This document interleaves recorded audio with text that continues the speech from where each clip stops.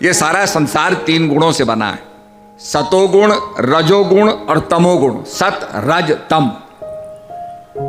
जिसके अंदर सद्गुण प्रधान होता है उसे हम कहते हैं सात्विक पुरुष, जिसके अंदर रज प्रधान होता है उसे कहते हैं राजसी पुरुष, जिसमें तम प्रधान होता है उसे हम कहते हैं तामसिक पुरुष।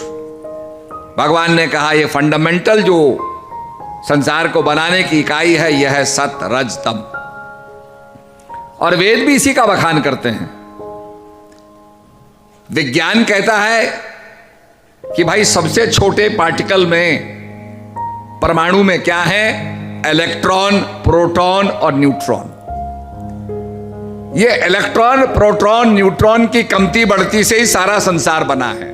ठीक इसी प्रकार से ये सारे संसार को देखते हुए जिसमें कमती बढ़ती हो, ऐसे ही भगवान कहते हैं, संत कहते हैं, इसके अंदर भी एक हंस है, ह और स। इसके अंदर भी प्रभु का नाम छुपा हुआ है। अब उस नाम को जानने के लिए संत कहते हैं, और खासकर आज तो हम सब मॉडर्न हो गए, सबके पास अब मोबाइल फोन हो गया, तो भाई अब क्या कहते हैं, वाईफाई है जी सब जगह।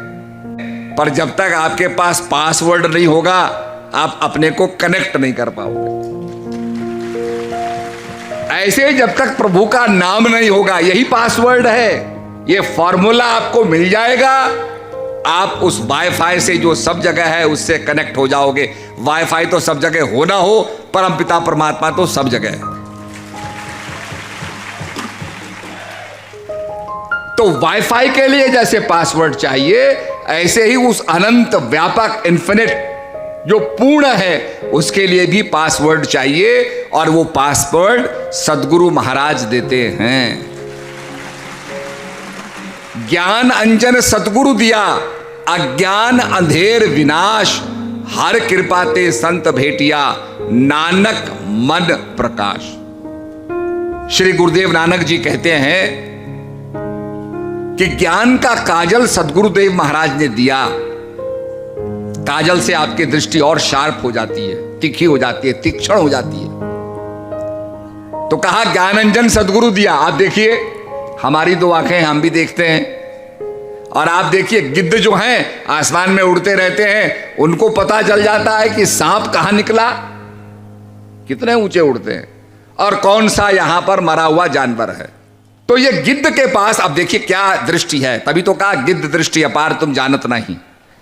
गिद्ध की क्या तीक्ष्ण दृष्टि है। तो कहा ज्ञानंजन ज्ञान का अंजन दिया, जिससे हमारी दृष्टि और तीक्ष्ण हो जाए, सूक्ष्म हो जाए, बारीक से बारीक चीज को देखने की क्षमता हमें प्राप्त हो जाए, और जो अति सूक्ष्म है उसको भी देखने की क्षमता प्राप्त हो जाए। तो ज्ञानंजन सदगुरु दिया, अज्ञान अंधेर विनाश, अज्ञान का अंधेरे के विनाश कर दिया। हर कृपा ते संत भाई, गुरु बिन ज्ञान न हुए, ज्ञान के हुए विराग बिन, सुखी लरहे हरि भक्ति बिन, गावई वेद पुराण। यहां तक कहा कि आप ब्रह्मा विष्णु सब कुछ बन जाओ, बिना गुरु के ज्ञान प्राप्त नहीं होगा। बार मथे घृत होए बरु, सिकता ते बरु तेल, बिन हरि भजन न भवत रहे, यह सिद्धांत अपेल। आपने देखा होगा कितनी चीजें बन गई हैं, कितने एप्लीकेशंस बन गए। आपको कोई काम करना है, एक एप्लीकेशन है, सब कुछ है, पर शांति का कोई एप्लीकेशन नहीं है,